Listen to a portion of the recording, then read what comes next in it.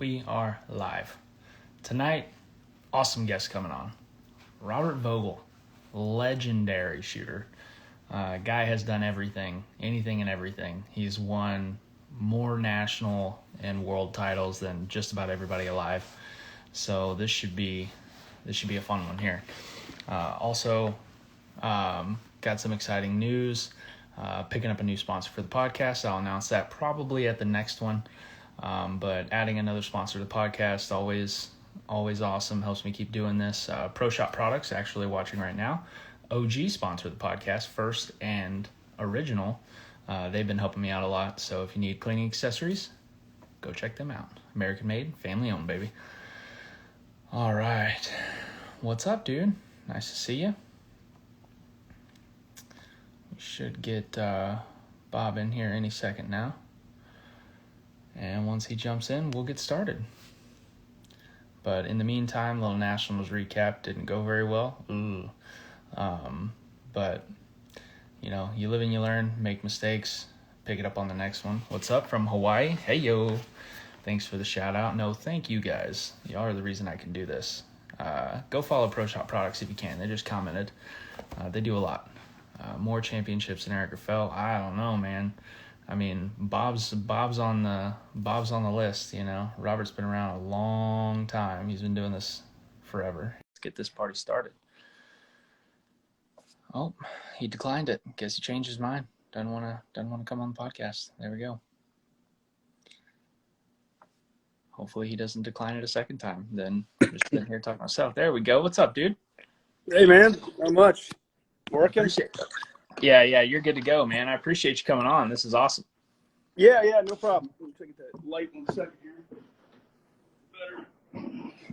There we go. With a couple presses in the background in the middle of is that the dining room? Yeah, it's a kitchen. It's the living room, kitchen, all one big room. So it's been there. I've lived in this house for 10 years. I built a house and been there since the beginning. So why not just have the reloading presses in the kitchen? Yeah. You know, watch TV, just have something on. It's just, probably not going to change that anytime soon. Well, dude, I'm excited for this one. This has been you've been in the top 3 of my most requested guests since I started this podcast. Yeah. Okay. And it's been coming up on 2 years. Okay. Coming up on 2, but it wasn't big enough to where I was like, okay, obviously I'm not going to waste this guy's time, you know, be like, hey, you want to come on this podcast?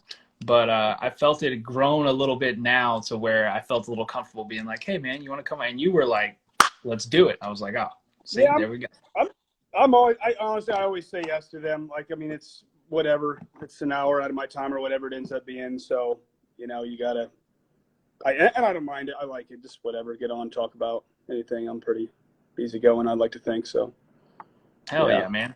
Well, let's start it off with you told me a little stat earlier that kind of blew my mind. I asked, you know, I always ask people, send me your accomplishments just so I know what I'm getting into, right? And you opened up with 3 world titles, which is already bananas, and 24 national titles. Yeah, I mean, technically, it's complicated. You know how all that works with this counts and this doesn't count, and that's counting everything. Technically, yeah. That's insane, and that's across multiple disciplines. Yeah, it is. Most of those are, honestly, most of those are IDPA, but it also includes USPSA and IPSC, and some of the ones aren't like the Pro-Ams. I won some of those. Those are, in my mind, kind of up there, but they don't technically have a national title there, although there was more Pro-Am counts. There was more competition in some of those than there was in a lot of the nationals. So it all depends on how you count stuff. I think Pro-Ams count. I've never gotten to shoot a Pro-Am because I'm newer to the shooting sports, and that's been gone since I came into it. But Pro-Am, from what I've seen and what I've heard, that counts.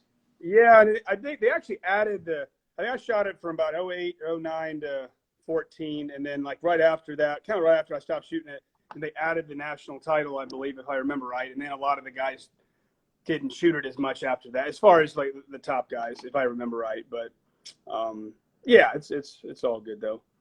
So That was fun. how long have you been competing in shooting? I mean, I shot my first match in September of '01, so 21 years, I guess. Holy Yeah, shit. and the last couple of years, I know people like I really have not competed as much the last couple of years. It's just more focused with the teaching, which I've done for a while.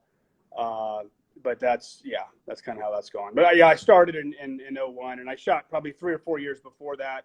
I would say I was seriously shooting 3 or 4 years before that. I just wasn't competing yet, so I didn't have That's anybody get me into it. I kind of just had to do that on my own. So I was 19 when I started going to matches, and even then, I can't even remember I had to lie about my age or not, but I'm going there by myself at 19. I'm supposed to be 21 or whatever. Yeah, so it was a little different. That's pretty badass, man. I mean, so you start competing in 2001. What got you into competition? I mean, basically, when I was a teenager, grew up on a farm in the country, so I was just always really into guns. I used to read all the magazines back then, kind of before. I would say before the internet, before really I had it. So it was back when you actually had to read books and magazines. So I would get all the guns and ammo and the handguns, and I would just read those things cover to cover. And got some old books out of Paladin Press. Some people that are my age or older would remember that. And I just really got into that. And then I heard about IDPA actually probably through an ad in a magazine, and searched that and found there was a club an hour away. And I just really into measuring my skills and wanted to see how I would stack up. And so, yeah, I kind of took the leap. I was 19 in the police academy and drove to an IDPA match. And then once I did that, there was just no stopping. It was pretty gung ho after that. That's incredible. So you were already in the police academy when you got into competing. Yeah, so I shot my first match kind of right in the middle of when I was actually, in the middle or maybe towards the end of the police academy. I know I won my first state championship like within a week or two of when I graduated the police academy. That's what I remember. So, yeah, about That's the pretty same time. awesome. You see a lot of the times current law enforcement getting into competitive shooting, but it's not many times you see people getting into law enforcement and competitive shooting at the same time. Seems like a lot on your plate. Yeah, I mean it was back then. I didn't. I want to say I didn't really have any fun in my life until I was almost 30. Like I was very focused when I didn't drink until I was a little bit older, and a party and all that. And I was very single minded, and I put everything into into work and then into shooting, which was kind of became the same thing sort of thing. But yeah, How long so how long were you in law enforcement? I was full time pretty much all of my 20s. I got 21. Actually, I got hired part time at 21, full time 22, and then I left full time when I was 30. So 8.5 years full time police officer, and then I've been on reserve since then, which doesn't really amount to me doing much, but I still technically have a badge and I'm still sworn. But it was my life for all of my 20s, about almost 10 years. That's awesome. And what area were you a law enforcement officer? What part of the country? It was in Kenton, Ohio, which is like central Ohio, kind of western Ohio. Pretty small town. We're kind of far from a big city, so Kenton's like the county seat of Hardin County. Everything goes through there, but it's not population-wise. Not much. We had like 20 guys full time, and me a joint county SWAT team with the two other agencies in the county. I was on that most of the time I was there, but just regular second shift cop. And I liked it. I really did like the job and everything. The hours got old. I had literally fixed Mondays and Tuesdays off for almost the entire time I was there, which actually helped with shooting. Most people have some kind of rotating days or something. Yeah, I never had weekends off. I worked every weekend. I'll use all on vacation time for matches and stuff. So what else is there to do on a Monday or Tuesday when you're off other than practice? Shoot guns. Yeah. It's kind of my life. Yeah. So what made you stop the full-time law enforcement? Was it okay, I'm going to focus on shooting full-time? Well, honestly, my goal from the beginning, I started, I say 19, and I did really well. I was winning, and I shot my first state match, and I beat a guy who was like third in the nationals at that time. And so I realized very early, like maybe I could actually be like a national champion or a world champion. That was always my goal. Was never I'm going to make a living at this. I'm going to make money at this. It was to be a champion, and I saw that possibility, and so that happened.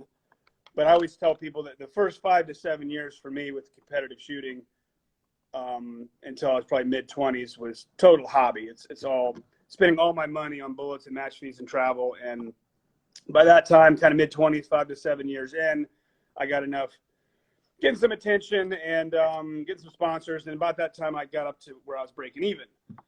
And then winning some nationals, and then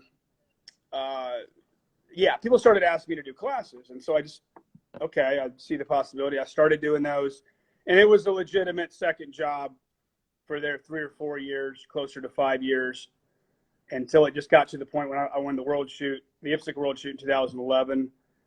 And then after that, it was kind of like the number of people coming to me asking me to do classes. It was more than the time I could get off work. And I saw the possibilities, and I was starting to have to turn some stuff down. They wouldn't give me unpaid leave, which I was trying to get, and that's a whole long story. But that's when it just got to and it was kind of a scary decision to leave the steady, job. But I was making money, and I was like, okay. I remember I was on a plane ride back from Ecuador in 2012. I won the world shoot, and I took a piece of paper out and I started writing numbers down about, this is what I make as a cop, this is what I make shooting, this is what I could make if I had more time. And when I did the math, it made more sense than I thought. So that's when I made the decision on the airplane coming back from Ecuador in March of 12. And got back home and put in my notice, and a month later I was on my own. So that's been over 10 years, and it's worked out pretty well. I've been pretty happy with it. That's some scary shit right there. Yeah, it was. And then it was a little first year or two, and then honestly, I ended up getting divorced about that time. So man, it was a little rough right in there, but it's turned out well. So hell yeah, man! Every time I see you, you're traveling and partying and hauling ass in your Hellcat and doing all kinds of crazy shit.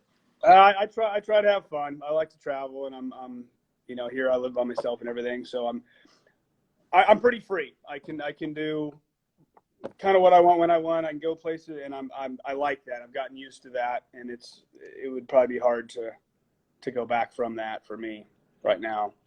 So yeah. What's your favorite country you've been to outside of the U.S. obviously? Yeah, that's it. There's just so many factors in that. I would generally say like Costa Rica, just because I've been there so many times. I think like 11 times. I have one of my good buddies, Alberto.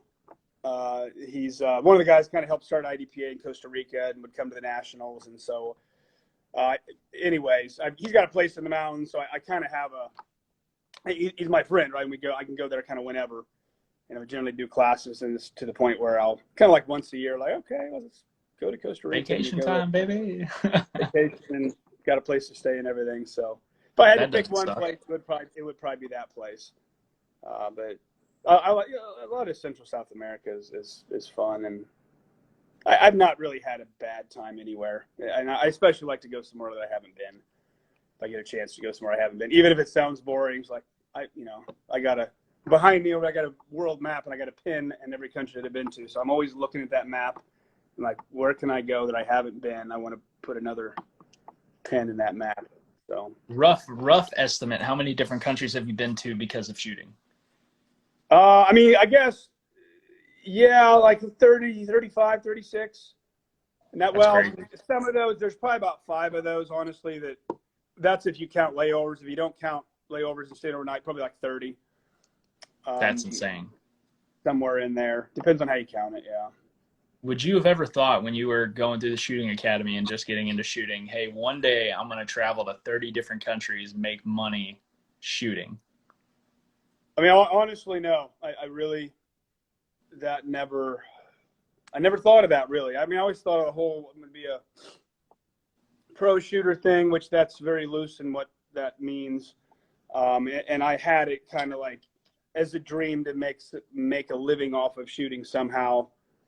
but it was, I guess I never really thought about it too much. It was, I guess I just, in my mind, like, okay, well, if you do good enough and you win enough, then maybe that'll come. And some of that's true, some of that's not true with how things can happen. But it was obviously, I started very young, and it just the whole progression, and it slowly came to be it, which I think was healthy.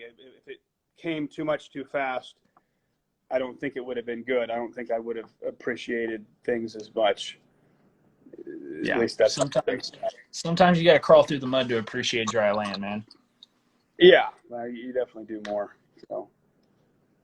So what was your first big match win where you went, okay, I'm clearly one of the best people in the U.S. at this? Well, it's kind of.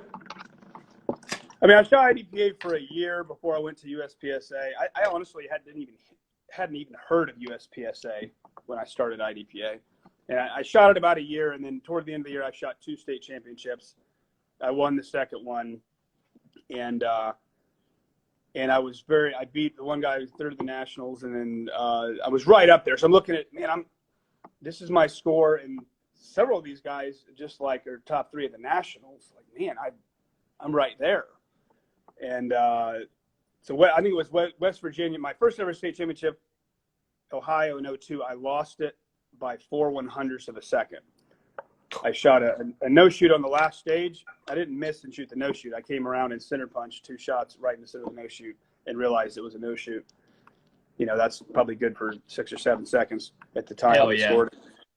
And then, so then I lost it by 4/100ths of a second. That was kind of heartbreaking. But then the next month, the first ever major match I won in IDPA was West Virginia in 02.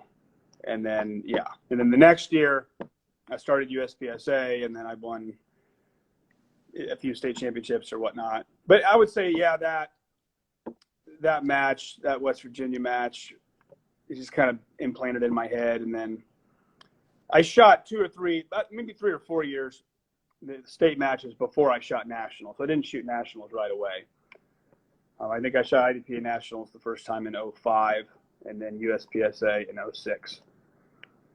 And see, you were smart about it. I shot USPSA for about 2 months and was like, let's go to nationals. Yeah. Just the way that happened, it was a bigger. I don't know. I mean, it was obviously a bigger commitment and more days off from work and more money and stuff. And I guess I just thought in my mind, if I'm going to go to nationals, like, I got to be ready to win nationals when I go. And I'm not sure I would have done it the same way. I might have. Yeah. I might not have, but I did well. I first IDPA nationals, I was second at ESP. Or SSP. I can't remember. Yeah, second in division, third overall. I missed it by 1.91 seconds. I remember that.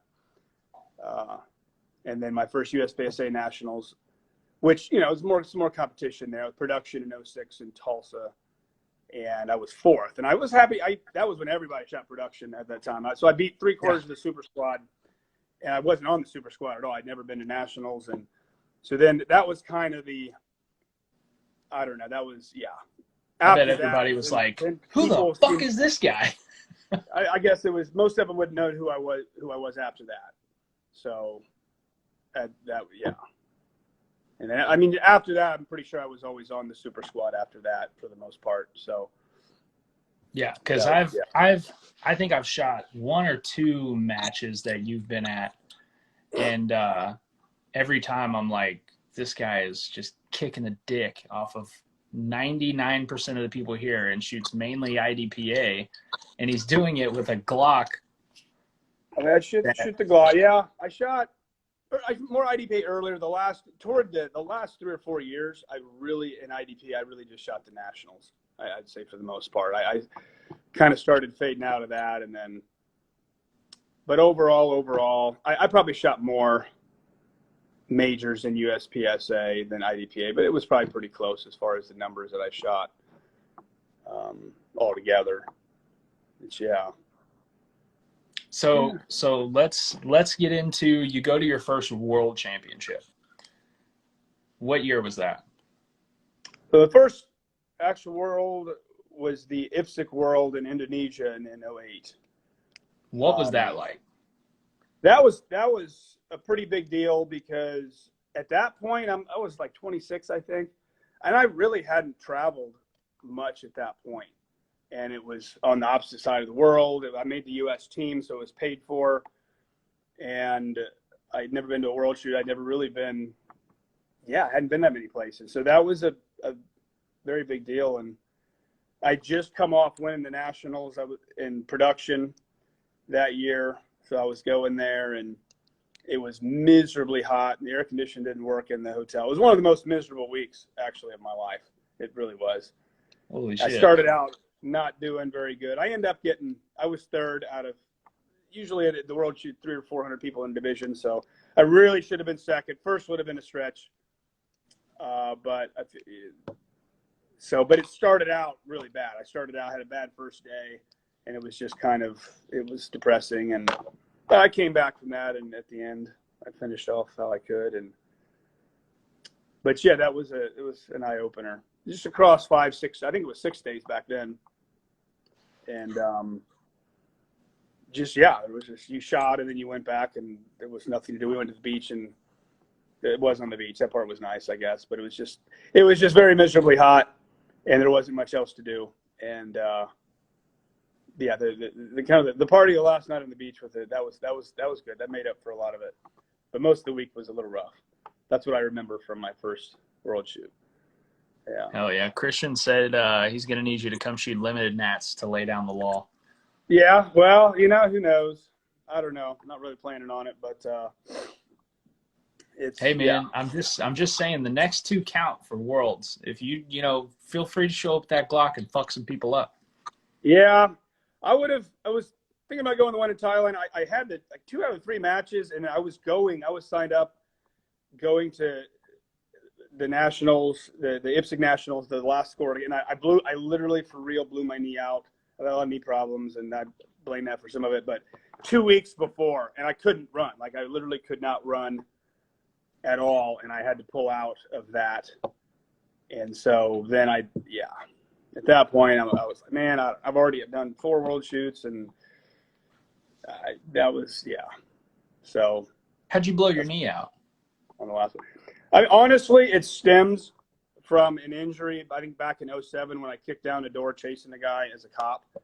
And I've always favored it. And so I have arthritis really bad in both my knees, but my right knee especially. And it's kind of like if I go out, I got 3 or 4 runs in me, 5 runs. I can go hard, but after that, I'll get like a very shooting pain and it almost takes you out. It's just, and I should go. I don't know. There's nothing like meniscus wise or whatever, but I may end up doing the stem cell injection thing.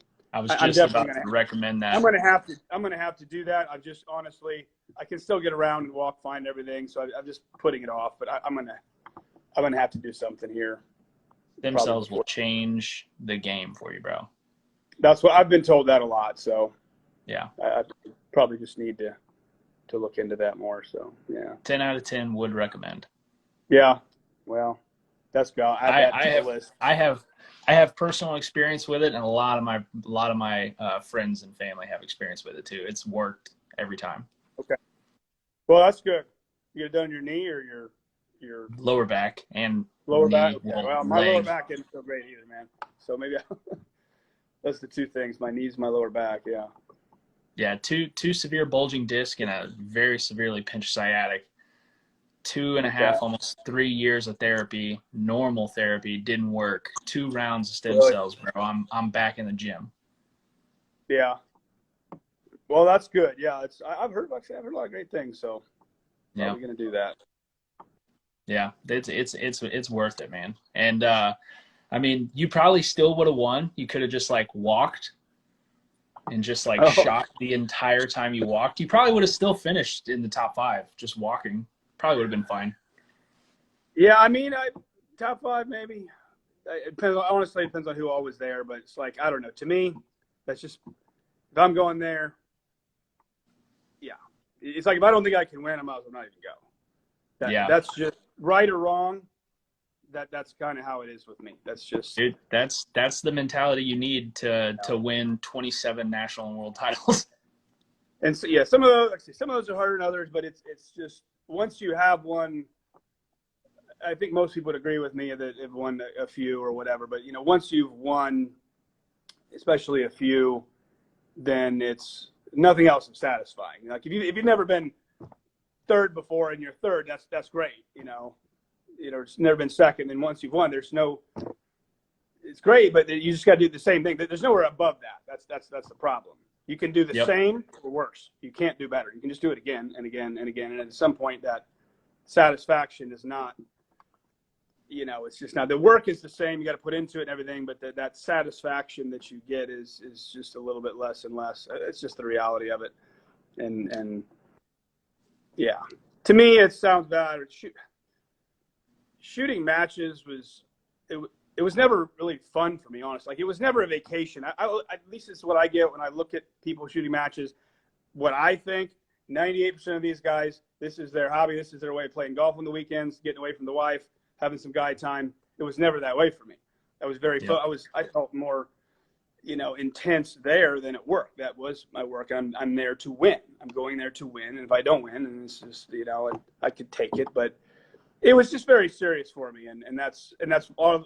I think that's why I did as well as I did, because I had that mentality. For me, that's what it took. Other guys, just different personalities are different. Other guys can be totally different, and maybe that's what works for them to make it happen. But for me, that's kind of how it was. I listened to George St. Pierre talk about all with the fighting stuff, and so much of that stuff that guy says, we're actually the same age. I like, that's exactly how I feel and how I felt. Yep. So that's just how I think when I first started shooting, it was more about just like, go have fun. Once I got that first taste of a win, it was like, from that point forward, it was like, okay, well, everything else sucks. Yeah, I mean, that's like I say, you got to take the good with the bad. I mean, we know it all depends on who you're going up against. You're going there, okay, there's 6 guys here good enough to win, or maybe more, and the odds. It's like the best golfer usually loses. It's not like a fight where you got a 50-50 shot at winning. Honestly, it's roll the dice. It's just, somebody said there is no best. There is the best on a given day. Yep. Or a given 2 days, and that's kind of what it is. Obviously, some guys win a lot more than others, but yeah, you can do things to mitigate the intangibles in a win at a big match like that. You can do a lot of stuff to, I think, mitigate the unknowns, but yeah, there's always anyone in that top 5, top 10, any of them have a chance. Usually that's how it is. I mean, it comes down to how on you are that day or that week. Sometimes sometimes I felt it and I feel I'm on. Other times I just didn't feel it as much. It didn't happen. And sometimes it was the other way. The majority of the time I did well. I had confidence, but there were some times I did really well and I didn't have as much confidence. And there were some times where I, did kind of shitty, and I had a lot of confidence. So it's just the human factor. But I just went through that last weekend. Yeah. Went into nationals with all the confidence in the world and took a big fat kick in the dick. Which one did you shoot? Open Nats, USPSA okay, Open Nats. Yeah. And sometimes it depends. It was what? Oh, it was bad. It was one of those ones where you're like, okay, let's never do that again. Yeah, I know that's not a good feeling. I do know that. So you've won all these matches, right? What's your crowning achievement in your head? Which match are you the absolute most proud of? I mean, it's probably kind of, because people have asked me that before. It kind of comes down to 2. Like in one, the IPSC World Shoot that I won, that was in the day after I turned 30 in Greece. That was probably the biggest match that I won, as far as just prestigious wise. They had the podium, national anthem, and all that stuff, and however many people were there. But probably the one personally that I feel the best about was the Pro-Am in 14, when I won against Eric in the shoot-off by like 0.15 of a second. And it was on video too. Oh, So I've watched that video so many times. had a couple girls cheering right there. That was, yeah, I guess so. It's probably that one, honestly, as far as how I felt in that moment, because that's different. Like with a pro-am, in that moment, exactly. It's compared to, oh, it's done. We got to do the math and wait half an hour until everything's official. That's a little different than boom, right there, everybody sees it, and that's how that was. So That's crazy. that I was wish they different. brought shoot offs back. Yeah, because we tied in the tied, and then we had to go to the shoot off for time, and so that was, and there's plenty of times where it didn't go my way and I didn't win, and I got beat by just a little bit, and I remember all those times, but I try not to think about those as much as the ones that I did win. So Hell yeah. yeah. Well, so I get asked this probably 1,500 times when I posted that you were coming on here. Somebody said, "Why do you choose to shoot a basically stock Glock?" Well, I don't really shoot it. A lot of people think I shoot a stock Glock. I started out more with a stock Glock, so the longer it went on, the more I did to it as far as the trigger. Like I kind of got my triggers lighter and lighter, and I had some of the divisions with the rules I had to shoot lighter triggers, but with the Glock, it fits my style. Like if I really thought I would shoot something else better when I was shooting the competitions and that I was going to win easier with something else, I would have shot something else. For me, that's what I shot at. Now, I don't, like most people will shoot something else better.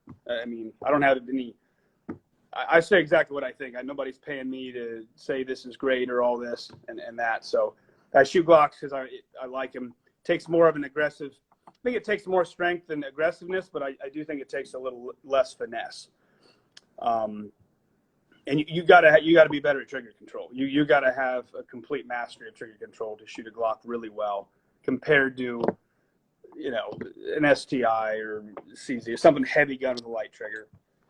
But in the grip, my grip, I get up a little higher on the gun. I can muscle a little bit more. But I got my triggers down pretty light, and I did different things. But it worked better for me performance-wise. I couldn't say I could shoot some of the other guns maybe a little faster. Like I'm really not a guy that pulls the trigger real fast. I've never just had that genetic trigger speed that some people have. But I was more consistent with the Glock. I could do it better under pressure with the Glock when you can feel yourself a little nervous and it just worked better for me. And that's awesome. Went with the results, and that's how. And it helped being with a police officer, the mentality that okay, a lot of the guys I'm teaching and stuff, it's a little more appreciative if you're shooting that, and I would say they respect that more. But there's something to do with it. They do. They do. They definitely respect it more. Anytime I've taken people out shooting or done classes and there's law enforcement guys present, or maybe it's a law enforcement class, I always bring my carry gun to teach the class with, because I showed up to one of them with 2011 and they went, well, anybody can fucking do that with that, Yeah, I mean, anytime somebody's better than you on a range, everybody's going to be looking to what has he got different than me? Oh, he's got this holster, he's got this gun, this trigger, that's got to be why. That's got to be why. It can't be another reason. Yeah, it's always the equipment, man. Yeah, I mean, that's just natural human nature to find, reasons, excuses, depending on what side you're on. But yeah, it's always fun. So your grip is yours, right? That's something that not a lot of people can say. The grip style that you have achieved and you have patented is specific to you. How did you come up with that? I mean, I guess it depends on some of the individual things people are talking about with the grip. I know you have a noticeably different grip. Yeah. So, I mean, there's different aspects of that. I know with the whole, like, right when I teach where you're kind of turning inward and putting that side to side pressure on the gun, I had never heard that anywhere else. I don't want to say I came up with it, but I never heard anywhere else. And I was doing it before I realized I was doing it. And then at a certain point, I realized, oh, this is what I'm doing. And I know when I started teaching that, that was what a lot of people were like, oh man, that makes a difference, sort of thing. But so I think that, and I did the Panteo videos back. That's been 2010 or 11, and my one grip description kind of got put out there a lot. So a lot of people end up seeing that, and I guess kind of became a lot of what I'm known for with the grip. And I got those hand grippers. I was really pushing those and everything. But I mean, just the basic style I kind of got from watching everybody else. The guys that developed that, Latham and Enos in the late 80s were the first guys that really did that. And then my people ask me about different mentors and everything, and I always say if I had to pick one, Dave Savigny, he was one I was really coming up, right behind Dave. He was a little older than me, started shooting a little bit before, and so I would kind of watch how he did it, and it just looked like he just kind of rolled up at higher and out a little bit farther, because you can do that with a Glock. It's got a longer trigger guard, and so I kind of started doing it. Yeah, I mean, it's very similar, and then I just started realizing with this whole torque thing and everything, and I do something different with my thumb. I didn't do that in the beginning, but most people kind of have their thumb out, and I kind of hit my support thumb. Mine is kind of pinned down. That looks a little different, and it doesn't have anything to do with the thumb. It's just because if I pull my thumb down, this muscle right here just bulges out, and it creates a lot more pressure into the gun, and I just feel like I can control the gun more. So that's the reason that I do that. But yeah, I guess I am, somewhat known to that. And but I didn't came up with bits and pieces. Started out kind of how everybody else was doing it, and then kind of had my own way of describing it, and that's how it came to be, I guess. I think that was the first thing I noticed whenever I first saw you shoot in person. Is when you see that grip in person, it looks so exaggerated, but also you look 100% in control of that gun. Yeah, a lot of it is I'm muscling it more, because I do have a little more aggressive style. Like, I try not to be over the top, but I am, shoulders up, down into it. The lighter the gun, the snappier recoiling of a gun you shoot, the more aggressive you have to be. I mean, I just, you're shooting a 28-ounce Glock versus a 43-ounce something else, you do have to muscle a little bit more. So in my mind, that muscling of the gun it becomes more gross motor skill.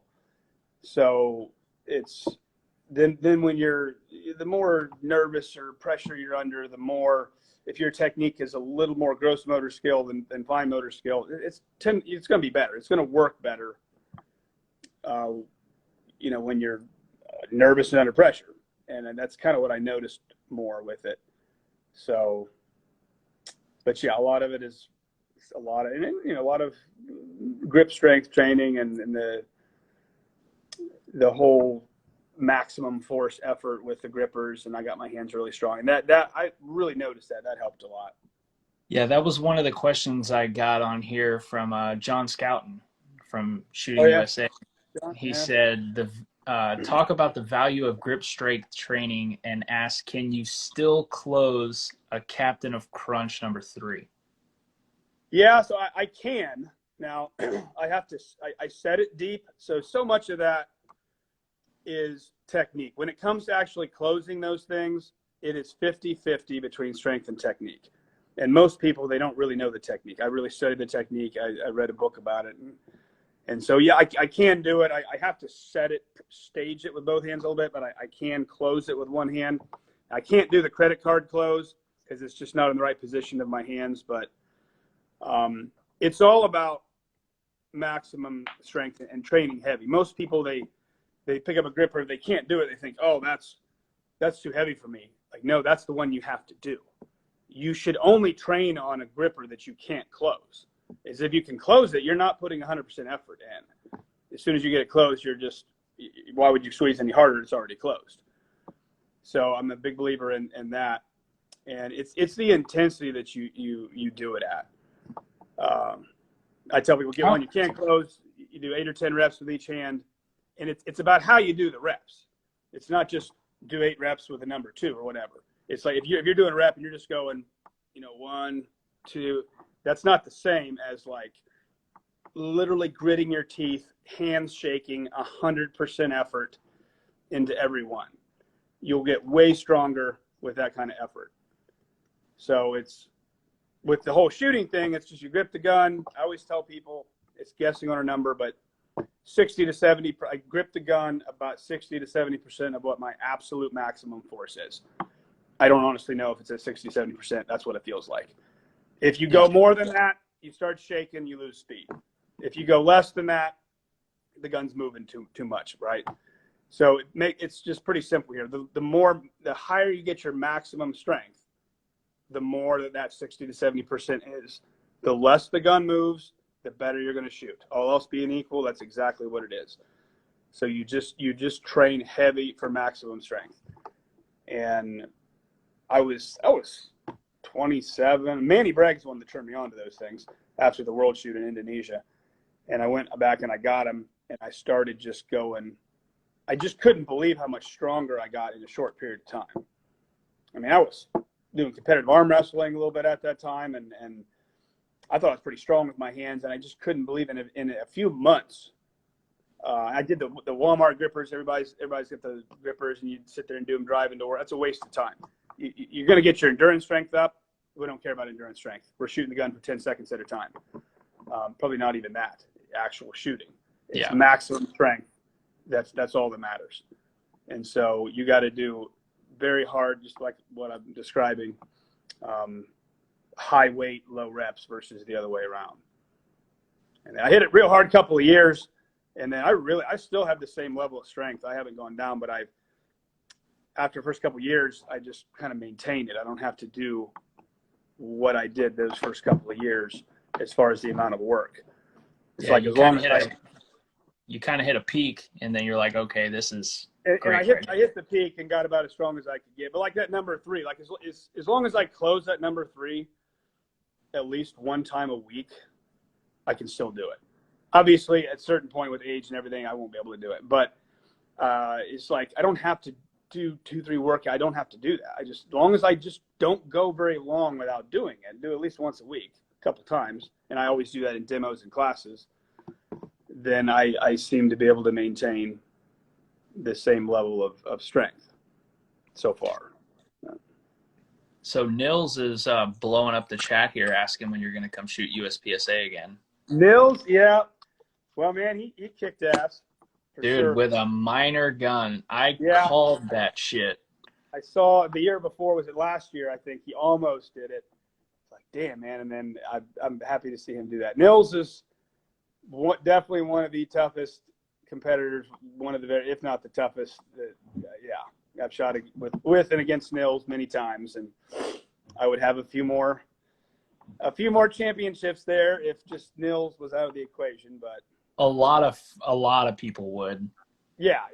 A lot of people would. He's tough to beat, and Nils can, he does it when it counts, and that's what a lot of people don't understand. You're gonna make videos about doing build drills and this times, that's fine and all, but man, it comes down to doing it when it matters, and that's just a whole nother thing. So I don't know Nils. I mean, who knows? If I'm gonna, we'll see. But Bob's gonna get a couple rounds of stem cells, and then he's gonna come out of hiding and start fucking some people up. That's what's gonna happen. Yeah, maybe. I don't have any specific plans. I mean, as far it could happen, it could not happen. But I'm kind of at a point in my life where, like, I guess I want to make the decisions on what I do and not have to be told and everything. So we'll see. Yeah, that's always fun. I was having dinner with Nils a couple weeks before nationals. I can't remember what match we were at, but I kept telling him, like, dude, we're friends. Like, we're we're pretty good friends, and you still have not come on my podcast. What the fuck? And he goes, well, I'm waiting on something big. And I said, okay, well, when you win limited nationals Yeah. in Well, however many weeks, you got to yeah. come on here. And then he wins, and I see him after he wins, and I'm like, now's the time. And he goes, after World Shoot. And I'm like, oh my God, this guy's going to win World Shoot. And he's going to be like, after the next World Shoot. Now, what's he shooting in the World? I mean, he's shooting standard. So he's on the. He's the shooting team. standard. I think he's shooting the 2011. I mean, I would think that. I was just curious. I mean, I figured he probably was, but yeah. Yeah. You never know with him, though, man. He might show up with a minor canic and just do it for Dale. Yeah, he's got to beat that young Filipino kid. I shot right behind him the last time. That guy. I can't remember think of his name. By Ray. He's a nice. Yeah, I didn't realize. I shot right after him the last World Shoot in France, and he was. I realized after the match they said he was like 13 or 14 or whatever. Like, holy gosh, I thought he was older than that, but he's. I think he'll be. I don't know. Kind of the one to beat there.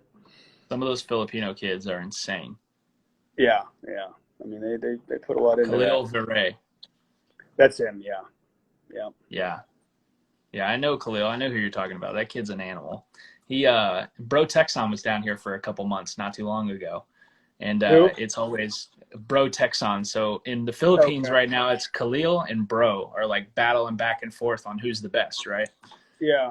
And you see that kid Bro Texon shoot in person, you're like, Jesus Christ! I've heard about him too. Yeah. It's in the World Shooting thing. Man, anything can happen there. It's obviously there's some luck involved in that somewhat. To just some of the days and where the sun's at and the conditions and just when you start. Depending on, honestly, I think how hard you make some of the stages. I mean, you make some of those 27-yard swingers and in different conditions, and you're rolling dice on some of that. So I will say I shot a Pan American, and they said it was a little more closer to what World Shoot's going to be like. Not maybe as much like gimmicky stuff, but I think all the gimmicky starts was more of a Frank Garcia thing than it was a Ipsic thing. But the stage wise, they said it was going to be closer to what World Shoot is, and I'm excited. I like those stages. Yeah. I mean, I always liked, to me, in the last World Shoot was like that, in my opinion. Actually, a lot of the World Shoots were, if you're going to make a match hard, I would rather you make it hard with a lot of moving targets more so than just long, hard shots. Traditionally, I feel I've been a little bit better at that anyways. Like, I kind of feel like I would, on average, compared to a lot of other people, do better on moving targets. I've done a lot of moving targets more so than just like 25-yard partials. So, but yeah, it's just different. The way you set things up, it can play to different people's skill sets. Yeah, it definitely can. So you started in IDPA. You still shoot IDPA, if I'm not mistaken, correct? I really don't shoot matches much anymore. I mean, I'm still shooting it. I training it and teaching people and everything. The last match I shot was early last year. I shot in Italy, kind of their indoor nationals. So I am not really out there shooting matches, but I am still always shooting it. I'm always shooting. I have not ever gone very long without doing that. But so with that being said, you've shot everything for 21 years, won all these different championships. What is your favorite discipline? I don't know. Like, as far as I would definitely say the pro-am stuff. When people ask me that, I would say that, and that's kind of a one-off thing. It was just one time a year sort of thing. There was a few others in there, but that was, as far as my favorite, I would definitely say that. Between USPSA and IDPA, though, I mean, I might pick one or the other. They both, I tend to favor USPSA a little bit more toward the end, toward the latter years when I was competing. It just, IDPA, and I think it's better with some of the rules, but it got to a point a lot of times where there was some kind of a debate. It was like every stage they explain, and then it's like every stage, I do this? No, you can do this, but over here you can do it. 2 stages before you can't do it. and it sometimes turned into, I would say an argument, but a little more of a debate. And that, to be honest, that got a little old for me after a while. I kind of like just stepped up. Okay, start here, shoot all the targets, and the fault just, you know exactly what you can and can't do. It's very clear. There was not a lot of debating, and that's just part of the game. I mean, it's more subjective, and so, but I did like doing both. If I did one for a long time without doing the other, and I kind of had an itch to do the other, so it was just keeping that balance. And IDPA gets a lot, you know, it take a lot of shit from people and everything, but it's the accuracy standard that was tough. I mean, the whole one, I went to 1.1 second per point, but you had to shoot at that 8-inch circle, man, and you had to be good at hitting that 8-inch circle, and Yep. that's a different skill set too. So I enjoy it. It's just a different game to me, you know. Yeah. Like it's all shooting, it's all fun. It's just a different game. It's a different pace, and it was more. I always say the shooting in general is easier, but the non-shooting things that you had to do well at, that was more challenging. And there was less competition in IDPA on average for sure, but I was better, even against the same guys. I was better in IDPA just because I was pretty good at that, getting things memorized. And okay, you got to do this and shoot this one, that one, this one, step on this, do the right foot. Don't have your ass go 3 inches off the chair, and whatever it might be that you have to do. Yeah. I was pretty good at getting that in my head and then doing it. And that's which is a skill, man. Being able to, you know, USPSA, we get a little spoiled with, you know, how much time you can spend breaking down stages and everything. That's one thing I noticed shooting my first IPSC match being Pan American. You have no time. You walk up. Yeah, IPSC actually similar. IPSC is similar to IDPA in the fact that you can't get on the stage until you shoot it, and you don't have that much time as compared to USPSA nationals or most state matches where you get there the day before and walk the stages for an hour or two if you want. So that's a whole nother. It's a whole nother skill to that game. It's something that I noticed with Pan American where I was like, oh shit, this could change everything. A really, really, really good shooter who just doesn't have the ability to break something down quickly and find an efficient path and then set it will get their shit kicked in by a shooter who maybe would lose a USPSA match to him by 5%. They might win by 5% at an IPSC match if they're better at that. Yeah, and a lot of that, to be honest, I mean, it comes down to who you're shooting with too. That's why I would always want to shoot with the better shooters, especially the world shoots and the on the U.S. team, and because even the super squad, like I never, in my opinion, that's just what I never saw somebody win nationals because they figured out some magical way to shoot a stage that nobody else figured out. Everybody talks about it. Everybody's like, how are you going to do this? And most of us would do it the same way. If you do it different, it's because you chose to do it different. And a lot of times it's somebody else. I'll be honest, like it's somebody else. I would almost rather have somebody else figured out. Like walk up, hey man, how are you going to shoot the stage? Tell me. Okay, all right, that looks good. And now I have 5 or 10 minutes of effort instead of 45 minutes of effort trying to figure it out. Sometimes like I feel maybe I was the one to figure it out or I looked at it before, but a lot of other times I wasn't. I just, we all talked about it, and it was the whole stage. It was the programming that mattered. Like you got it in your mind and you got it programmed and all that, more so than the skill set of figuring out how to shoot a stage.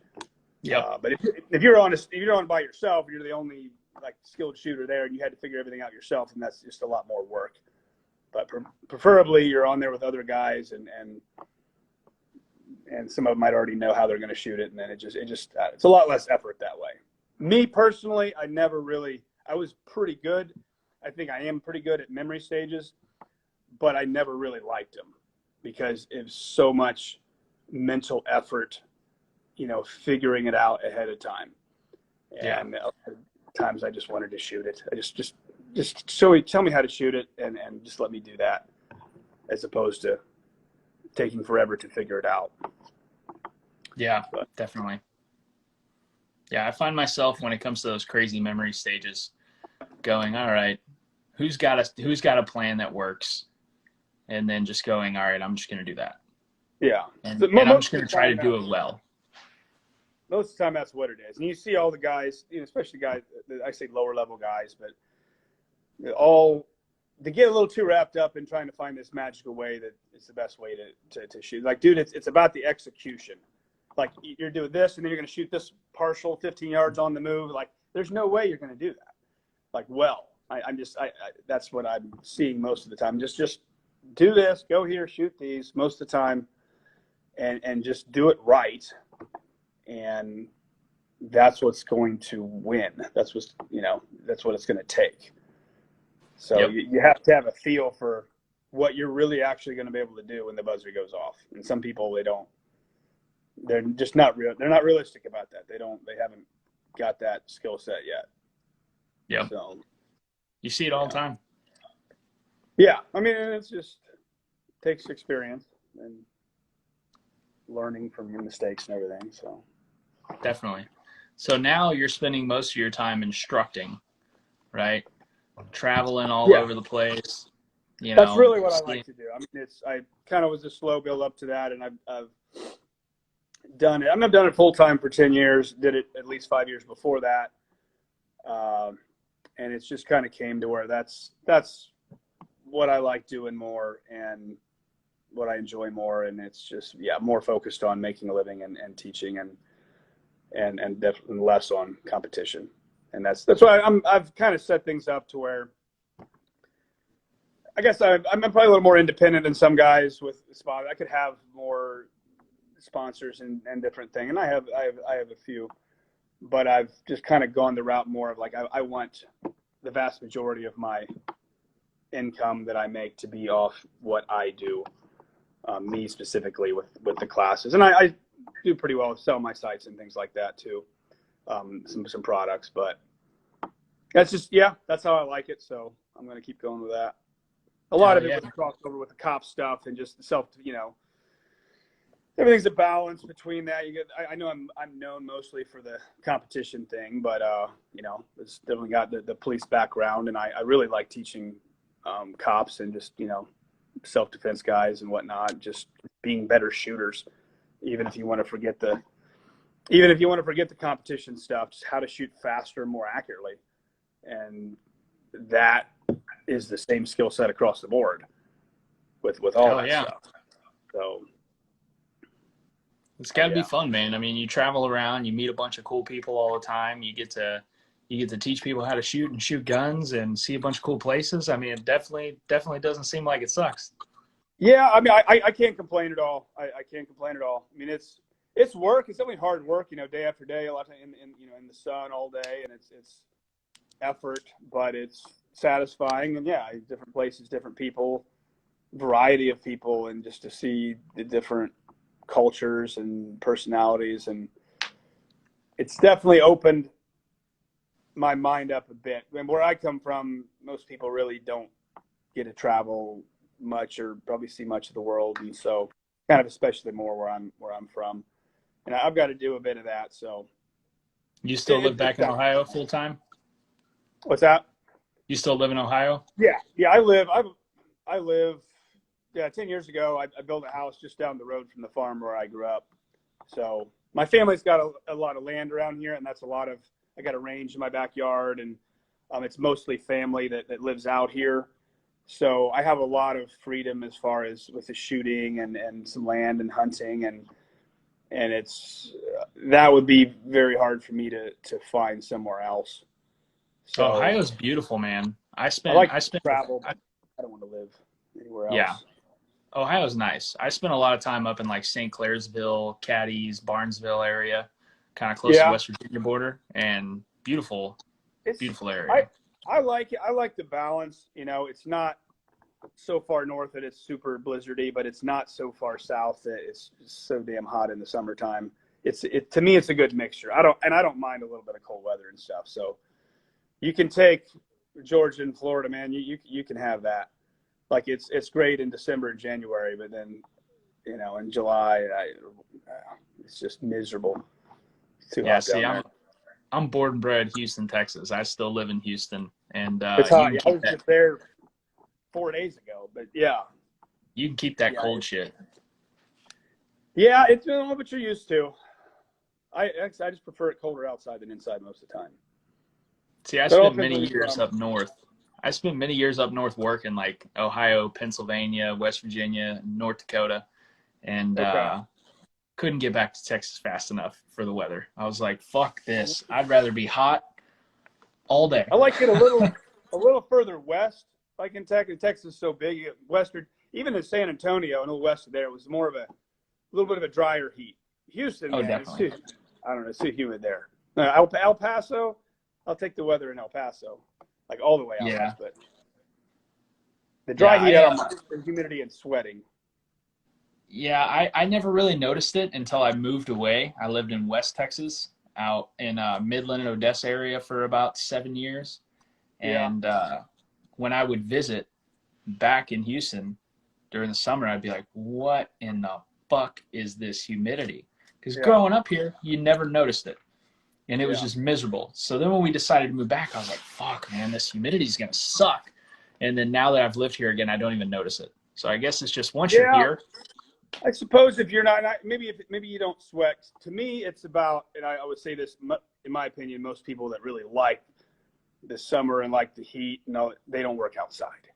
Like no. you spend 8 hours a day, every day outside, and if you're sweating your ass off, it takes so much more out of you physically than if you're Oh, yeah. somewhere. To me, it does somewhere where you're not sweating, and it's just, and so yeah, if you're going to lay out on the beach or walk from your car to the building, yeah, sure, you're going to but Yeah, it's work great. outside all day, it's different. But again, it is also what you're used to. And Yeah, I mean, you have those psychos up in like northern Canada that, walk outside in a t-shirt when there's yeah, 17 feet of snow on the ground, you know. yeah, it's Not, just the human condition. And I suppose, like I say, if you're used to the summer down there, then maybe you don't sweat. I sweat at like 74 degrees. I don't. I got to have my house at 68 or 67. See, I do too. I have my house at 68 also, and it does get fucking hot here, but we just don't notice the humidity anymore. Well, now I was gonna say we need to get you down here for a class, but clearly it's got to be December time frame when we do that. Oh, I'll do it. I mean, I'm used to sweating everywhere I go, but it's just if I had to pick, I would, yeah, pick cooler. But Nobody comes here to teach a class during June, July, August. you talking about Houston? Yeah, Yeah, yeah. I mean, I've been there in that time, and it's rough. I'd prefer. It wasn't so bad. October. It seems like I'm there. I've been there the last 4 Octobers, and it's hot, but it's not as bad as earlier. So. yeah. We just got a little cold front, man. It's about 75 degrees outside. Feels great. Getting close to wintertime, baby. Yeah, I don't mind that. So we're gonna go over some listener questions, and Okay. we got a lot of them. All right. Uh, Sure. so we'll kind of pick some of a lot of them are repeats, so we're gonna cut those out. So, why do you think irons are faster than dots? Well, I don't know. I don't know that I necessarily think irons are faster than dots. I mean, the dot, I know it's the latest and greatest, and it'll be here. I've shot irons for so long that I am very used to that. And on some things, to me, it's a little bit faster. On some things, to me, it's a little bit better. On other things, it's not. I always tell people, like, my short breakdown of that is longer, harder shots, especially guys that can do all the B8 stuff and the bullseye, and you get more distance and slow fire. Everybody's going to shoot better with a dot. It's what I see is your middle of the road to lower level guys are a lot of times worse on the closer stuff. Like not like super, super close where it doesn't even matter, but kind of like that 4 to 7 yard range on a human target where they'll come out, and it's kind of like guys with irons, they'll come out and you can still see the slide of that gun, and we're not really aiming, but you're seeing the slide. I guess I'm used to that versus just that big hoop of the dot sort of range. So guys will come out, if they're not aiming with iron, they'll still pull the trigger, but with the dot, they'll come out and a lot of again, I'm talking kind of your better guys are just it's different, but so many guys with a dot, they come out and it's obviously they can't find the dot or they won't shoot unless they see the dot, and so therefore they're slower on some of the closer stuff. I find myself to be significantly faster 8 yards and in with my limited gun. Yeah, so to me, it just feels more tactics. comfortable. I could see that. I'll still shoot the dot. I think just as fast. It does to me. It doesn't make that much difference. But I am generally more comfortable with irons, unless you're doing some kind of bullseye B8 thing, and then it's easier with the dot. It really is. But give me if you're shooting full size human size targets, IPSC, whatever, inside of 15. I'm not going to do any better with the dot. Now you start. Again, you shoot the little circles and a lot of the different, everybody's got different targets. You start doing that, that's different. But when you're shooting a man-sized target or even kind of half of a man-sized target, I don't think there's nearly the separation between dots and irons as there is with a lot of the other targets. Dots and I find myself being more comfortable with pulling the trigger sooner without confirming necessarily 100% a sight picture. Yeah. On 8 yard and in paper with irons over a dot. Yeah, you have kind of in between levels of aiming with irons. It's not as simple as so many guys seem to think. It's as simple as, is that a target focus or a sight focus? It's not that simple. It's a matter of degrees, depending on how you describe that. 3 or 4 or 5 different degrees of aiming. With a dot, it's like you either see the dot or you don't see the dot. In a way, it's a little more complicated. There it's not. Yeah. But with irons, it's kind of in between, and it's just, to me, I can still, with the dot almost kind of tricks me into shooting faster than what I really can sometimes, and so, but I'm not for the dot or against the dot. It's just the end of the day, shooting is shooting. I really don't think that it's that much of a I don't think it's a completely different animal to where it's like all the I don't want to say all these specialized classes like you have to do if you're going to shoot a dot you have to take a dot only class. No, I really don't. Give me a guy that can shoot iron sights that's maybe never shot a dot. If he's a good shooter and he's got all the fundamentals down, the grip, trigger control, presentation, all this stuff, he's going to be able to pick up a dot even though he has never shot a dot, and he's going to outshoot the vast majority of people that know all the because he can shoot, because that's what it comes down to. It doesn't matter as much what sights you're using or where you draw the gun from. I don't think that is as big of a deal as a lot of people make it. It's once you get the gun out and everything that comes after that is, in my opinion, the hardest to really master, and that's what takes the time and effort. But definitely. Let's see here. Do you have to adjust your grip when you shoot other guns that aren't Glocks? Not really. I mean, it depends. A lot of it is the length of the trigger guard. So if it's a polymer gun, a lot of the polymer guns have a trigger guard that's kind of longer like a Glock. So I can ride my support hand out to about the same. Now the angle is different, but I've shot in recent years when I was competing, it was more like only Glocks. But now that I'm obviously teaching a lot more classes and I'm shooting all different guns a lot, and I'm a little more used to bouncing back and forth. But when I'm shooting with the 1911, I do, because most of those have a shorter trigger guard. So you can't ride that support hand out as much. You have to just bring it back. It's the difference, between this is my Glock grip and then that's my 2011 grip, because is that quite annoying to you, or can you adapt? Yeah, I mean, it's just I don't know. It's pretty natural. It's not like anything I have to think about. I could just pick one up, and that's the way my hand stops at the right spot. So it's a little bit different. Obviously, it feels different. Some of the beaver tails and how high my thumb can get, how wide that is, and but it's nothing. The only thing that's completely different is like a revolver. which that's different, but I have a completely different grip with that. But Yeah. otherwise, I mean, I guess it's yes and no, kind of how I describe that. I shot a revolver the other day. A buddy of mine who's a revolver shooter came when I was practicing, and he hit me up and was like, "Hey, I'm in the area. You want to go train?" I'm like, "I'm already here." And he was like, "Great." Came out. He was shooting his revolver, and I set up a kind of a mini field course. This was after nationals. This was like literally a couple days ago, and when I'm like punishing myself, getting ready for World Shoot. And so I'd set up some smaller stage stuff, and Yeah. he was like, "Dude, run the revolver," and I had never run a stage with a revolver. Shit's pretty fun, man. Yeah, it's Pretty fun. It's a different game. I learned that's the first 2 to 3 years that I shot handgun seriously since I was 15 years old. I really learned on a revolver. Age 15, 16, a lot into 17, I shot revolvers. Now I wasn't they're actually competing, but I was shooting them, double action with a timer and stuff. And You want to talk about trigger control? kind of trigger control. Yeah, I think that's why I was able to do well in the trigger control department.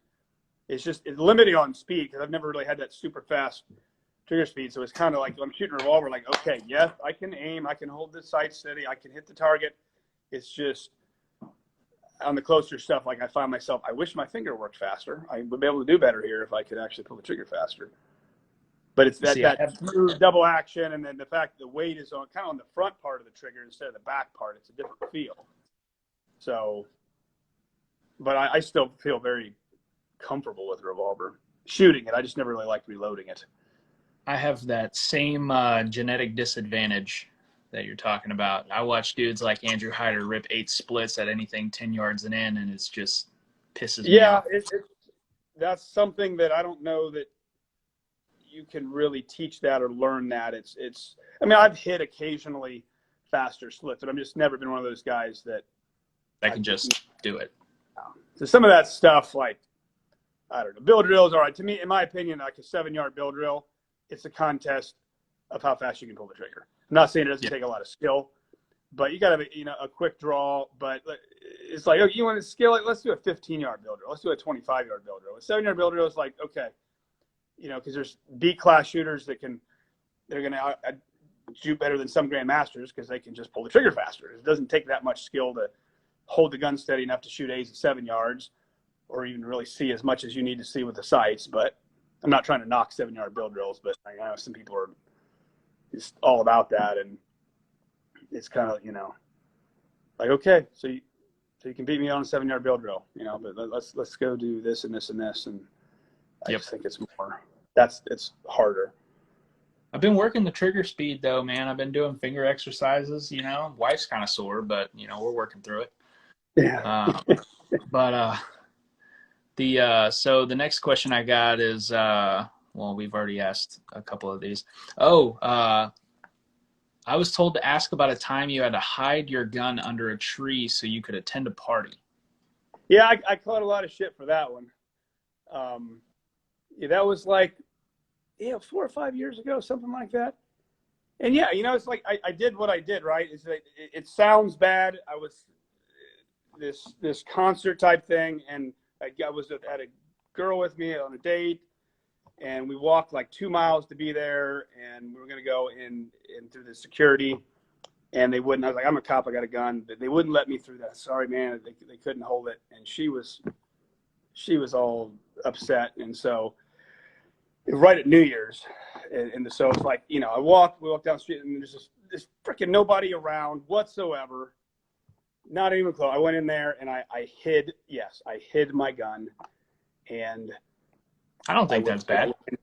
I went into the concert and it was great. And we had the New Year's and watched the ball drop, and she was happy and I was happy. And I came back out. I went over there. There was nobody within 100 yards. Nobody saw me go over there, and it wasn't a big deal. But I made the mistake of putting that on, social media. I mentioned it, and a couple people, holier than thou, got on there and jumped all over me and irresponsible and all this. It was like I can't really explain exact, but it wasn't that damn big of a deal. It's not. You don't need that kind of negativity. I think that was genius.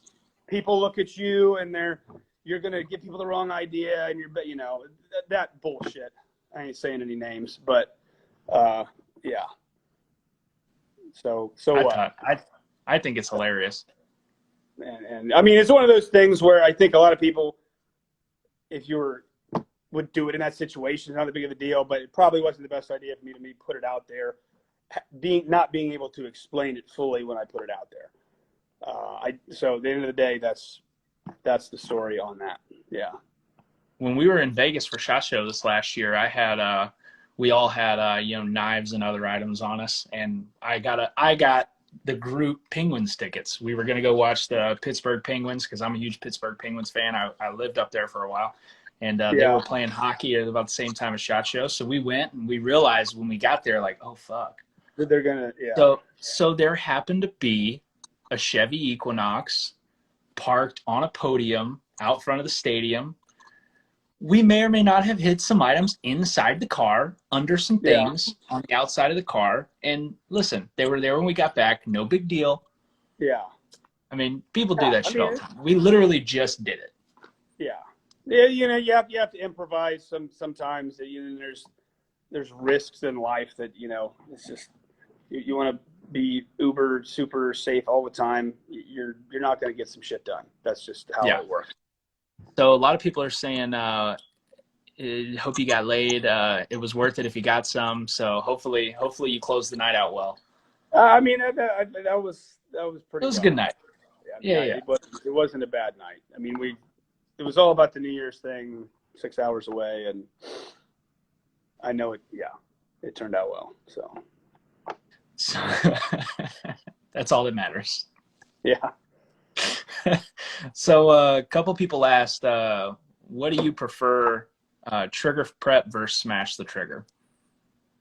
Well, I mean, Kind in of the day, kind of an open-ended question. I know that's kind of weird, but you gotta be able to slap the trigger. Like I do slap the, whether I want to admit it or not. Like I definitely slap the trigger a lot because it's just easier to do. You just, if you have the trigger control that you need, you can totally do that. But you got to know when to. It's a little bit more of a prep because obviously the longer, harder shots, it's just a little bit more of a prep, and you have to have mastery in that finger. You have to be able to feel the better shooters. They feel more detail. They have a higher level of sensitivity in that finger, and you just feel what you can get away with and what you can't get away with. And at the end of the day, the more you shoot, the more experience you get. The higher that sensitivity level goes up, and you're able to make those adjustments and do what you need to do. But I do end up, I guess, I say smashing or slapping the trigger really, more than. I think really every high level shooter does both. Yeah, you have to be able to do. I mean, at the end of the day, like, why prepping the trigger by definition, depends on how you describe that stuff, takes more time because why would you take more time if you don't need to take more time? You wouldn't.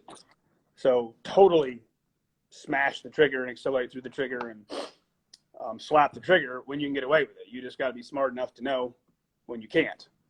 And it's got to be more of a controlled slap or more of a prep. And depending on the trigger, you just very sensitive to how it feels.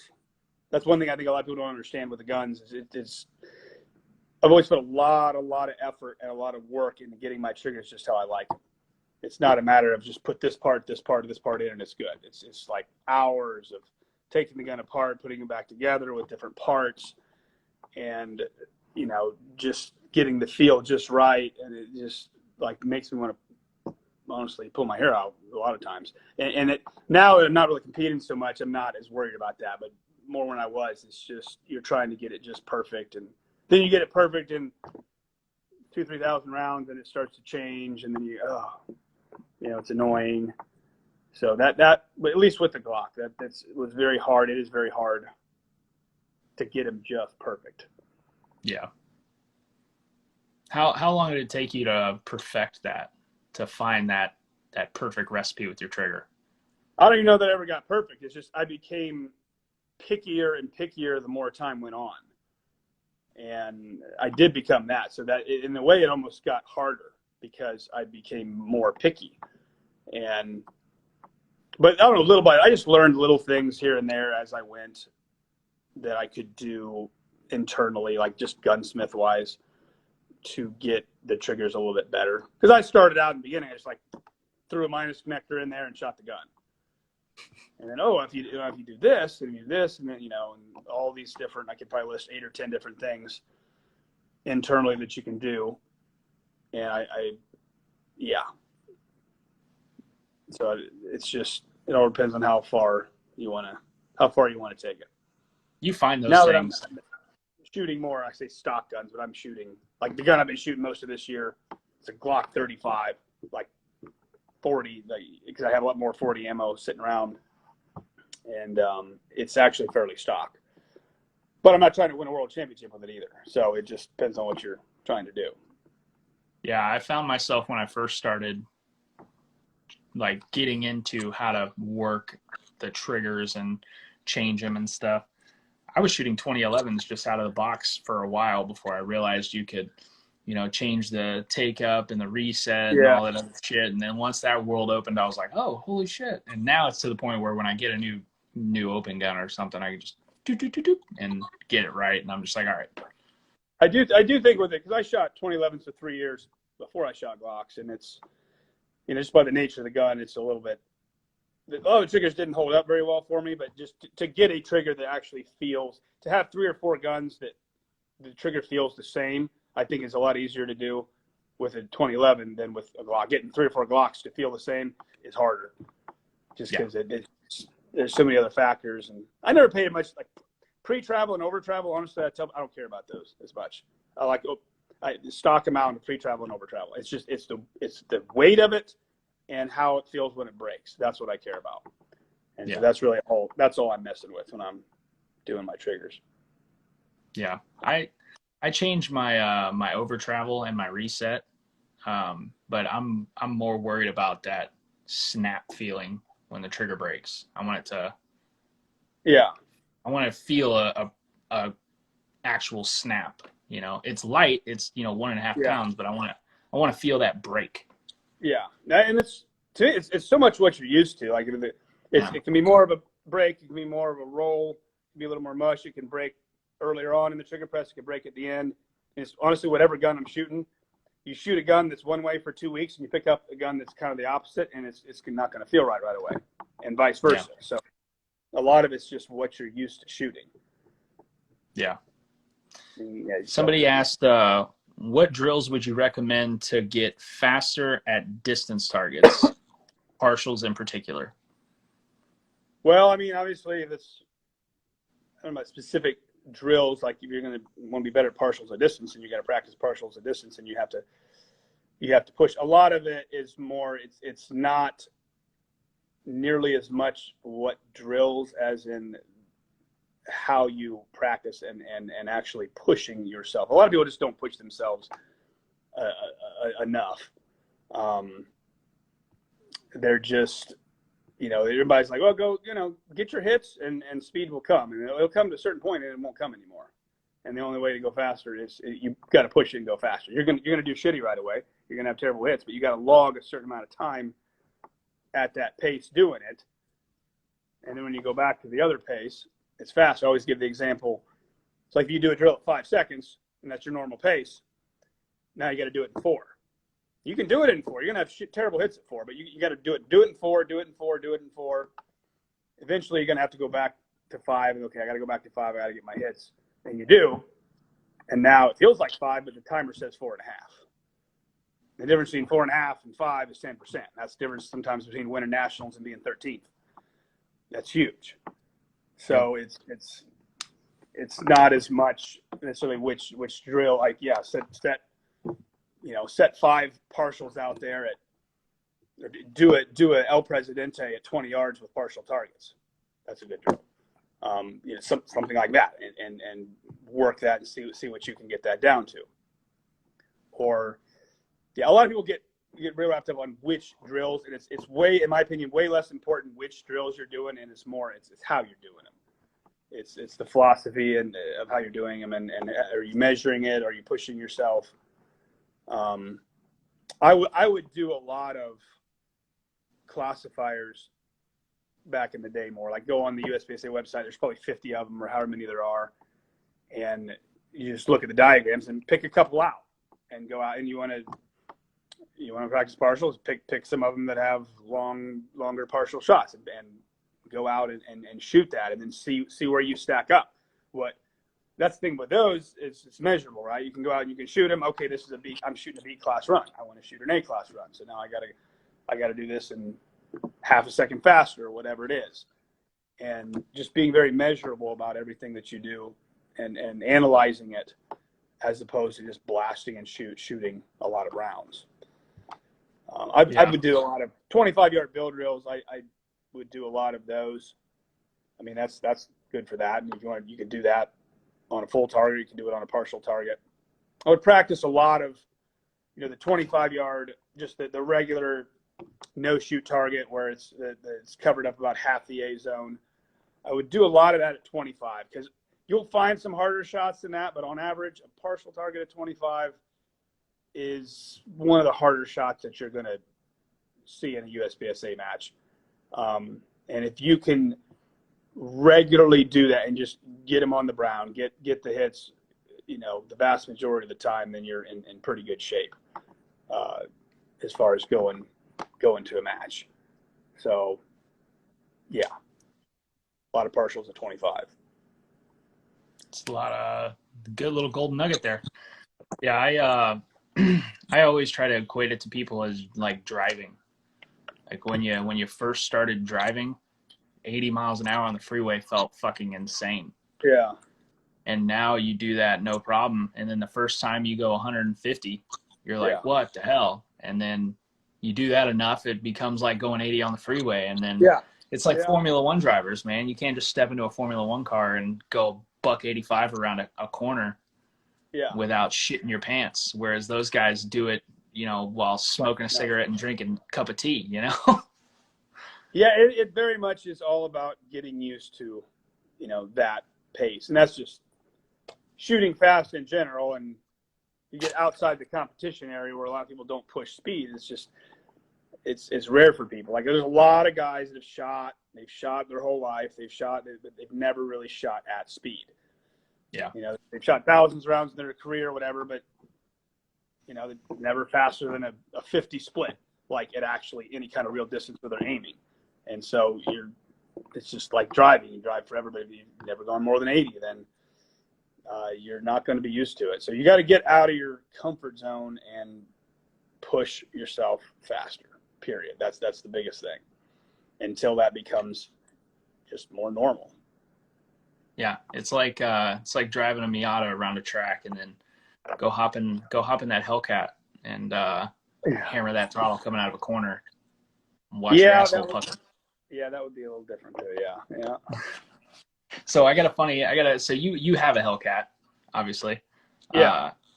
I've had a lot of fast cars, and the one that I've always wanted that I was this close to getting that I didn't get was a Hellcat, and I got a funny story as to why. So every time I've bought a ridiculously fast car, my wife is always like, I want to test drive it. Because she always likes driving them, and she's like, I want to make sure that if I want to take it to work one day while you're out of town or something, that I'm comfortable driving it. And I'm like, all right, whatever, right? Some of them have been race cars, and she's just like, I'm not even gonna fuck with it. But when the Hellcat first came out, I was like, honey, we're getting one of these. This is happening. So just buckle up, Buttercup. We went. I picked one out. Was like, this is the one right here. And she goes, all right, let's take it on a test drive. And the guy's like, you don't really test drive these. Like, come on. And I'm like, dude, I've bought a lot of cars from you. Let her take it out. Yeah. We're pulling out of the dealership and black key, nothing crazy. She goes to turn out of the dealership and just gives it a little too much throttle. Yeah. And that thing starts to ass over end. And she immediately spun around, drove back into the dealership and goes, fuck this car. I was like, what? Come on. She was terrified of it. She was like, no way in hell. And I was like, just because you don't know how to drive it doesn't mean I can't have my fun. So we ended up, I think we went with a Vet instead of that. I think it was a C6ZR1 that was like 2 years old. And I was like, this car's even fucking lighter and harder to control. What are you talking about? She was like, it's different. Yeah, it definitely took some getting used to. I never really had anything like that. 4, but they are. I've had mine. Well, I had 2 of them. Is the other one? Yeah. So 4 or 5 years now between the 2. But yeah. They're sweet, man. Yeah, it's big. I was going to go with something small. It's a big car. Like I can get 5 people in that car if I want to, and I can just, yeah. I really don't drive it that much. I think the one I got now, I put 10,000 miles on it in 3 years. So I don't take it anywhere far. It's kind of my around here fun car. Yeah. Probably use the daily for everything else, huh? Yeah, my daily, I put in the same 3 years, like 100,000 on it in 3 years. So Shit. I drive a lot, but What's that car? Is it a truck? I got a Ford Fusion. I've had 2 of them, and great cars. They run. I drive the hell out of them. Get one, put 100,000 miles on it in 3 years, driving it to, whatever, Florida and Texas and New York, and I get 35 miles a gallon on the highway. I get something nicer, but then I'm just gonna wear it out so fast. I like it. Yeah, makes no sense. Good move, solid move. Somebody asked, what are the odds of you? This one just came in. What are the odds of you coming to teach a class in July in South Florida? Well, I mean, it's not ideal, but I would do it. I have done it. I used to go to shoot the Pro-Am every July in Florida, so I remember what that was like. So speaking of the Pro-Am, a little birdie texted me a second ago and said the Pro-Am is going to make a comeback. Is it? Yeah. Yeah. I haven't really paid attention to what it's doing the last couple of years. And that one year, that 14, that was kind of almost everybody was there that year. And then after that, I think, I don't know. I didn't pay as much attention to it after that. But I think it died for the most part. Well, yeah, they had it and changed ownership, and I couldn't make it, and I can't remember. It maybe did. I don't want to say something to be wrong. I really don't remember kind of what happened after that. Yeah. I wonder if somebody could just put one on, not call it a Pro-Am, Pro Steel or something. Anybody could put a match. The only other one besides the Pro-Am, Dave Svigny had one. I think it was in 14 too, maybe in Georgia, and he set that up, and that was a good match, and he had some good guys there. The thing, you got to have a lot of steel, obviously. Like, there's not a lot of places that would have 300 pieces of steel, or 200 maybe, but you got to have a bunch of it, and it's a lot of work to set all that up. That's got to be a bitch of a reset. Everybody helps. It's not usually too bad, but and just the nature of it, the fact that everybody can see immediately now. Oh, that guy left 5 up, and that guy left 3 up, and it's fun to watch. So yeah, it's pretty neat because it's all part time, right? Yeah, it's all part time. So how many plates can you knock down? And it's different in the fact that, like, because that's where the better shooters will shoot a lot more. I mean, it's just the skill level determines. It's not like anything else where everybody shoots pretty much the same amount of rounds. In fact, the lower level shooters actually shoot more rounds because they miss more, but it's way different there because everybody has whatever it might be, 19 seconds to shoot, and they got it set to where the very best guys can't quite get them all if they do it right. Sometimes they didn't do it right, and half the top super squad cleaned it, and then somebody cleaned it and had 3 seconds left, and somebody cleaned it had no time left, and it's the same score. But if they do it right, it's set to where maybe a couple guys can maybe clean it, but most guys can't. Then the best guys shoot 37 rounds on the stage, and some of the other guys shoot 15. They only get to 2 arrays. So if you're not fairly good, then you don't get to shoot nearly as much. And that you might not like that, but it's entertainment-wise, it's totally more fun to watch. Spectator-wise, or because you can see everything immediately. Yeah, I mean, I've never been able to shoot one because, like I said, I came in late 2018, and it was kind of not really a thing anymore. But when I first started shooting, man, you go back and you watch like the Hot Shots episodes, and then you go down the YouTube rabbit hole and everything, and then you start scrolling years back on people's Instagrams to watch Yeah. those old matches, and dude, it looked like a fucking blast. Yeah, that was, so it was actually, I think, went way back because Phil Strader's one brought it back. I think it was 08. I started shooting in 09, but I think 1 year before, because he's the one that talked me into doing it. But I'm pretty sure I know I don't think it was in the 90s. They had it on ESPN. And I'm pretty sure. Now it's Rob Latham and I think Barnhart and Jethro from the Philippines, and I don't know who else. But they had it. I'm pretty sure I saw an old episode. And I don't know if it was exactly the same, but it was something like that, actually on ESPN. And I think it was the 90s. That might be the key to breaking out shooting sports into this era on, worldwide. Because a lot of people are talking about. Yeah, if it was ever going to be popular, it would take something like that more so than USPS or IDPA. I mean, yeah, because everybody's banging their heads on how to, make USPSA and IPSC and even IDPA more mainstream, and people watch it on, streamable platforms. I think, dude, if anything, Pro-Am's got a hot ticket into it because it's so easy to follow, and it's so badass to just watch top shooters just ding ding ding ding ding ding ding ding ding ding ding ding ding, rather than running a USPSA stage and you're like, I don't. The layman person, like if I show, like I have people who don't shoot USPSA who are interested in how I do in this, and they're like, they watch my videos and they're like, that looked cool, and I'm like, yeah, do you know what's going? Like I've asked them, like, do you know what's happening? Like if it was good or not, and they're like, no, it just looked cool. I mean, I always tell you, I think 80% of people that actually shoot USPSA don't really understand the scoring system. Not what I would consider understanding it. It's just, it's complicated. I don't mind it. I kind of like it. I like it's interesting, but it takes some effort on the front end to really understand that balance of accuracy and speed with hit factor scoring, which is, that's important if you're going to do well at it. Yeah, it took me. I mean, I've ran up on some cases where I still don't totally understand it.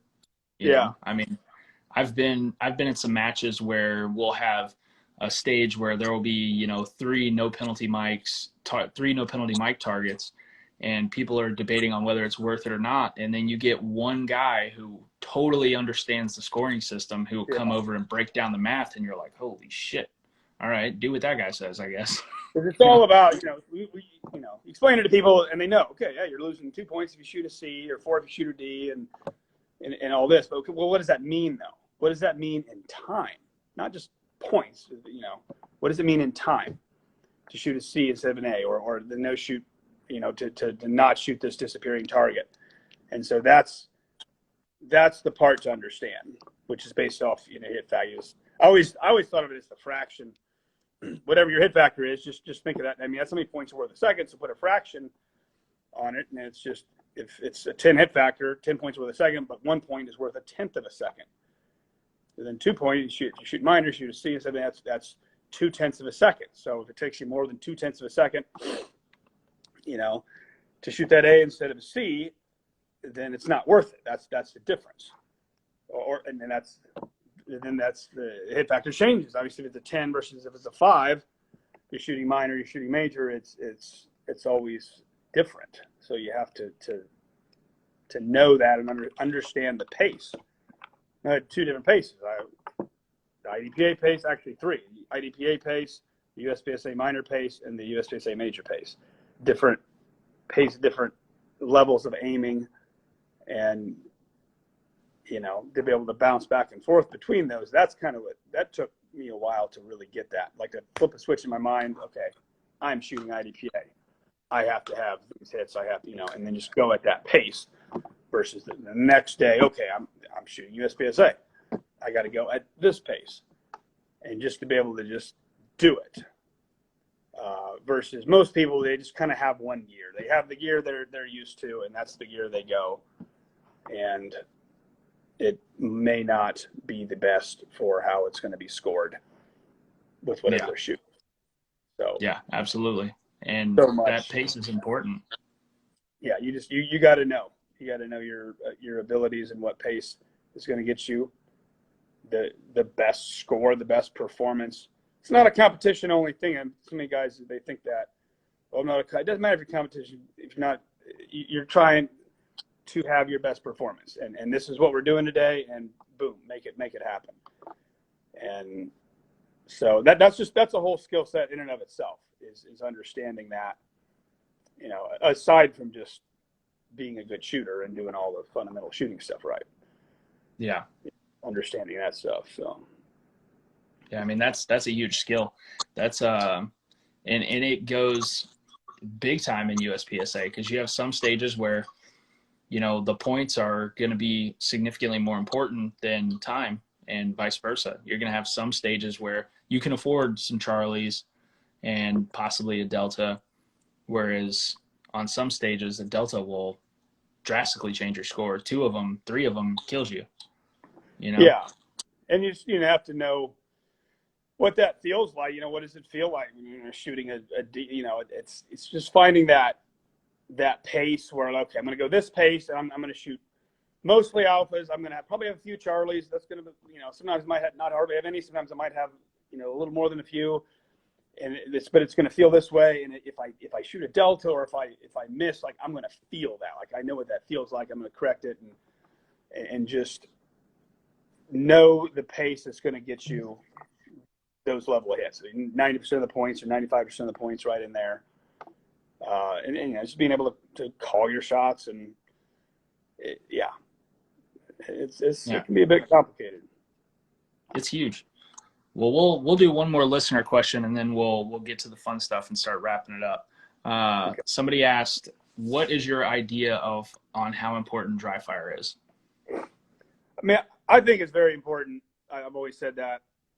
I've always done a lot of dry fire. I could talk about that a long time. And there's a lot of benefit. The number one benefit for a lot of people is trigger control, which is the hardest thing about shooting a pistol anyways.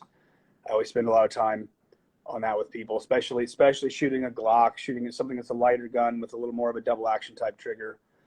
So I think the number one benefit is that I'm big on the whole multiple reps of the finger, even that you get that first click but you're still working the same range of motion with your finger.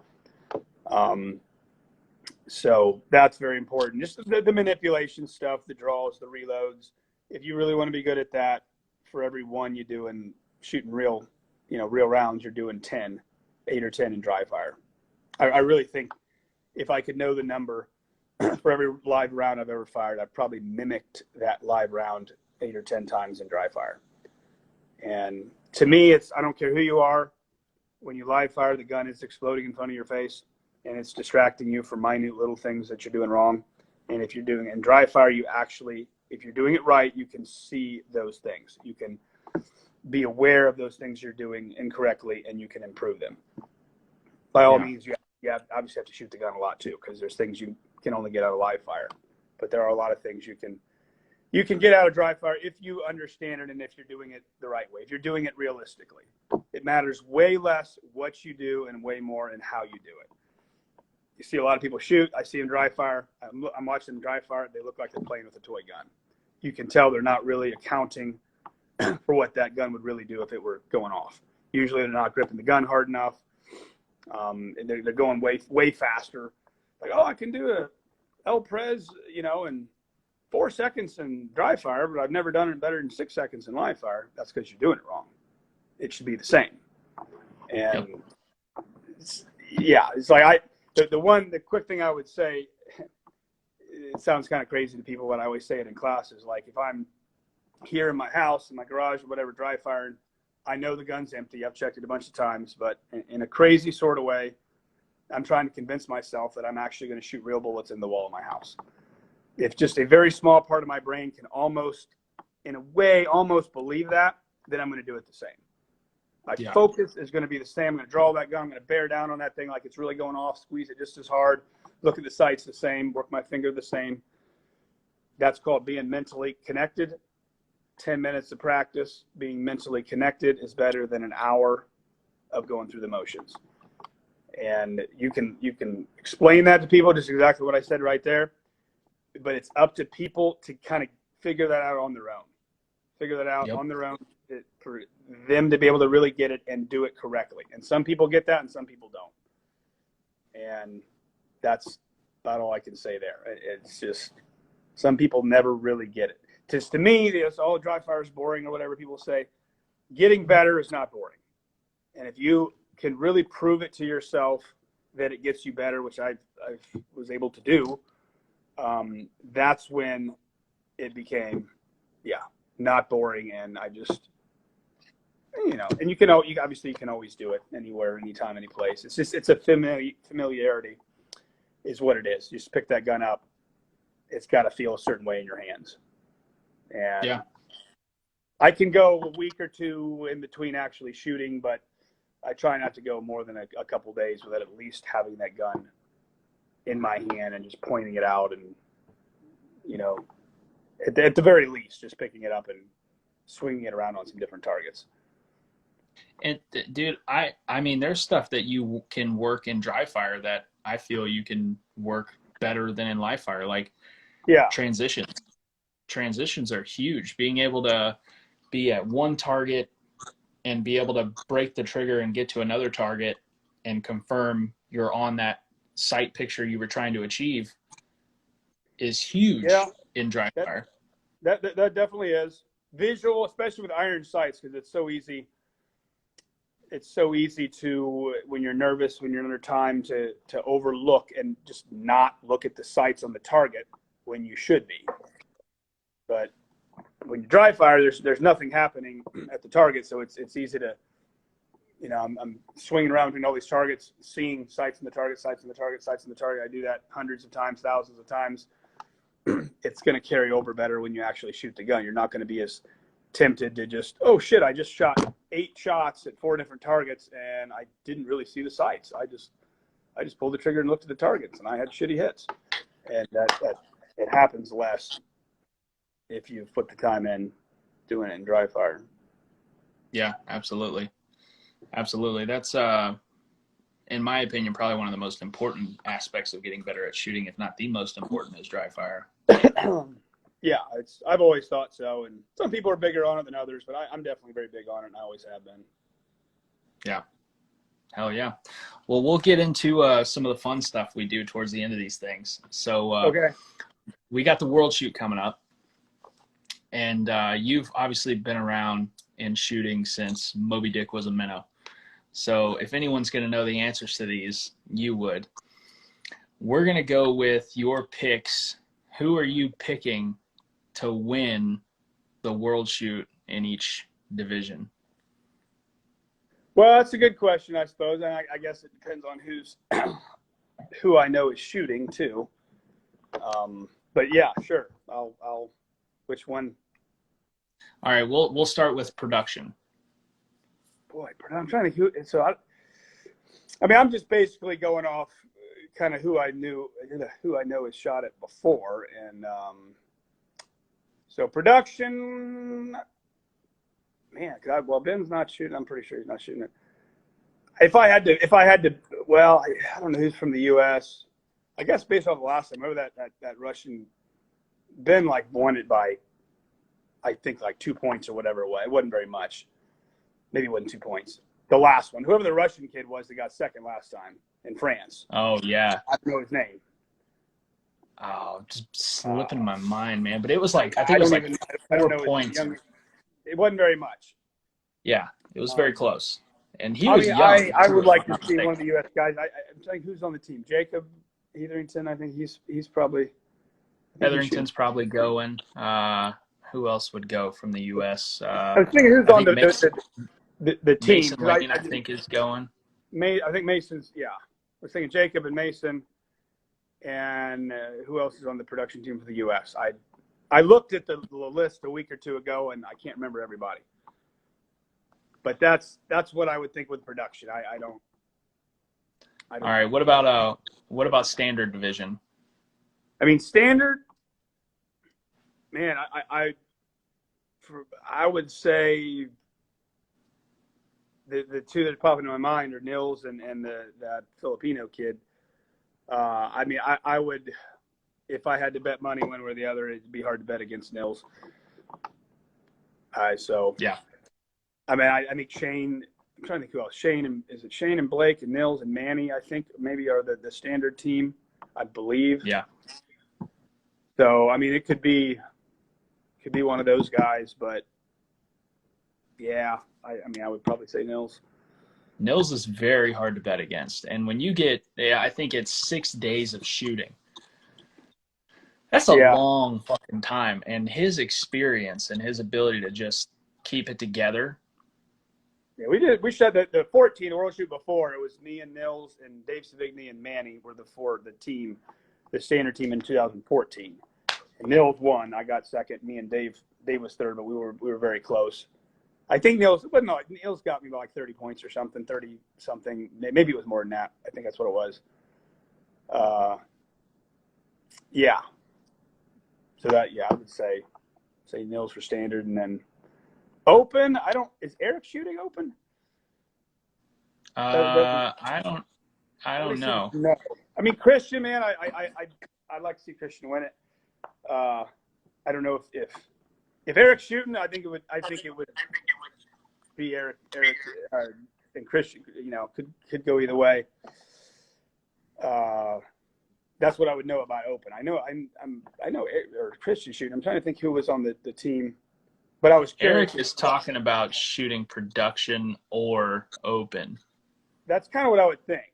Because I talked to Eric at the last World Shoot, and he did say, and obviously things have changed, but the last time he had said that was his last World Shoot in France. That he didn't think he was going to shoot another one, but now I'm pretty sure he's going to. I don't know.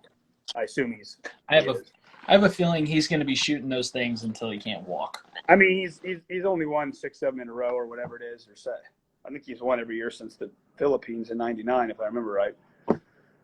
Yeah. So it'd be hard to bet against Eric, but that's what I would think about that. Beyond that, they got the whole carry optics. I don't know. They got the two different carry optics, right? So I honestly don't know who's shooting. Those would be more of a guess. All right. What about carry optics? The two, because isn't there carry optics heavy and then light and IPSC? Heavy and then light, yeah. So yeah, I don't even know who's shooting those. I don't know which one Max is shooting. And Max and JJ are probably shooting. I think Max is shooting light and JJ's shooting heavy, if I'm not mistaken. Is that what it is? I wasn't sure if it was that way or the other way. I think that's what it is, though. Yeah. Yeah. So I don't really know who else is shooting those. I guess I would probably go with those guys, but that's something I'm just not as familiar with as far as, who's performed. Yeah. Who's really been winning that lately. We'll go to open. Assuming Eric shoots open, you've got him, Jorge, Christian, all those monsters. Yeah, I mean, I would think it would be between Christian and Eric if Eric shoots open. The last time it opened in France, if I remember right, there was like 5 or 6 guys that were all like right there at the end, and then Jorge won. But I mean, man, if I had to say, I personally, from what I would think, an open, kind of going out on a limb, I think that Eric and Christian are kind of at another gear. If they shoot their game, I would say that they're probably another gear. It doesn't mean that anything could happen, but kind of there's another level. I kind of would put those two guys on, and flip a coin. I don't know. Yeah, I mean that's going to be difficult to. I don't know, man. I would love to see that battle. I hope we get to see it. I'm going to be there. I pray that I get to, and I'm shooting pre-match, so I'll get to literally just watch the match. I would absolutely love to be able to just sit there and go, this is fucking cool, and just watch them duke it out. Because I hope, would they shoot on the same squad? I'm would almost guarantee they would. Yeah. I mean, they tend to put the 3 or 4 best teams because it's 4 persons per team, and they tend to put the 3 or 4 best teams together. So it's usually like 16-man squads at the World Shoots, and you would definitely want to be with the best shooters. If I was going to shoot another World Shoot, I would not like the idea of shooting on a different squad than the best shooters. Yeah. You would want to know. You'd want to keep track. Yeah, for sure. I have to shoot the pre-match, unfortunately, but I'm just pumped to go. Yeah. Well, no, yeah. Pattaya, Thailand. Yeah. I've been there. Yeah. I've been there. He's like, I've been there a couple times. Oh my gosh. Yeah, that's the place that it takes some real focus to stay focused. Pattaya, Thailand, a World Shoot. Let me tell you, man. Just saying, but yeah. that place pretty fun. And it's hotter than hell. Well, yeah, you'll find out. I guess it depends on where you go. Just go down to Walking Street, Pattaya, Thailand. That'd be a good one. Yeah, we'll have to. You think they're having it there by accident? There's a reason they're having it there. Yeah. But yeah, it is hotter than hell though. But it can be a lot of fun. I did a class there a couple years, 2-3 years ago, or something like that. Maybe 4 years ago. Yeah, a lot of fun. However much fun you want to have, you can have it there. There's the one that I remember.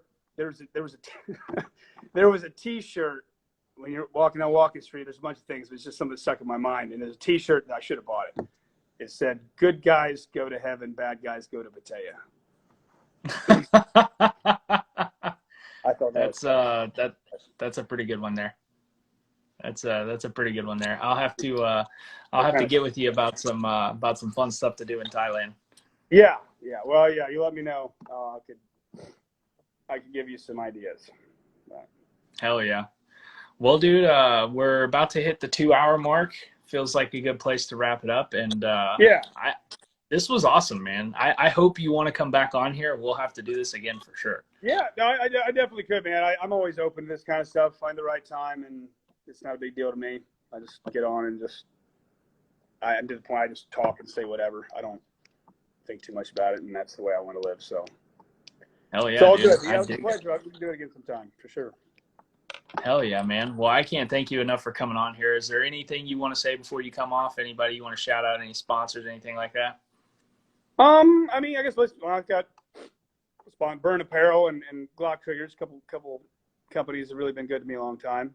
I'll give those guys credit. And just, I'm out there teaching classes. I'm easy to get a hold of. Robert Vogel, VogelDynamics.com. Somebody just Googles my name, you can find it. But my website, and anybody that's ever interested in setting up a class or anything, I go anywhere. I'm always open to kind of doing whatever. So just whatever opportunities come to me. But anybody has any questions or anything, I'm pretty easy to get a hold of, and I get back to people. So, but yeah, that's what I would say. I'm just gonna keep out going, doing what I'm doing, shooting and living life and having fun. So, hell yeah, I dig that, man. I'll have to. When the World Shoot is the first or second? When is it? November? I know it's in November. Second, third, and fourth weekend in November, I think. Is it is it mid-November or the end of November? Do you remember? I'll be headed up there on the 14th. Okay. But I don't think I start shooting till like the 17th or 18th or 19th. But I don't think they start shooting until the 20s, somewhere in late November. I'm looking at the calendar. Yeah, I'm going to be teaching a class in Florida that weekend. But I was thinking, if I wasn't, who knows? I just hop on a plane and go there. But I'll do that another time. Hey man, why not? I can tell you a lot of people would be pretty pumped to see you show up. What's that? What's that? I said I can tell you a couple people would be pretty pumped to see you show up. Yeah. Well, if something falls through, but otherwise I'll do it. I'm going there again sometime. I just don't know when. Hell yeah. Yeah. So. Hell yeah. Well, dude, this has been awesome, brother. I can't thank you enough for doing this, for coming on the podcast. It's been an absolute pleasure. You're a bad motherfucker, and I've always wanted to have you on here. I got to take a class from you eventually. I'm going to have to bring you down to Houston. We'll do it in All right, December bro. when it's cool. Okay. Yeah, anytime, man. Let me know. But yeah, hopefully we'll talk to you again. And been a pleasure here too. And yeah, man. Take care. Hell yeah, brother. Thank you again for coming on. Okay, you bet. We'll talk to you later. Later, brother. Bye. Bye. Bob Vogel, ladies and gentlemen. What a badass dude. Super fun conversation. Hope you enjoyed it. Seems like some people were saying there were some issues with podcast kind of about 5-10 minutes ago. Hopefully it went through just fine. If not, then we'll figure it out. But if you made it this far, I appreciate you. You're awesome. I think probably the next episode we're going to announce the new sponsor, so should be pretty interesting. Got a little surprise for some people, and we're going to be doing some giveaways coming up in the next couple of episodes. I did a few of them early on. They went well, but a lot of people are like, where's the giveaways? You got to do some giveaways. People like free shit. I guess we'll give away some free shit. But maybe I'll have Black On Ammo Apparel give away some pretty cool stuff. They make cool hats, cool shirts, cool stuff. They actually have some workout stuff that is baller if you're into the gym. If not, they're comfy to wear around. But thank you again for listening. And if you made it this far, you're awesome. I appreciate you, and I'll see you on the range.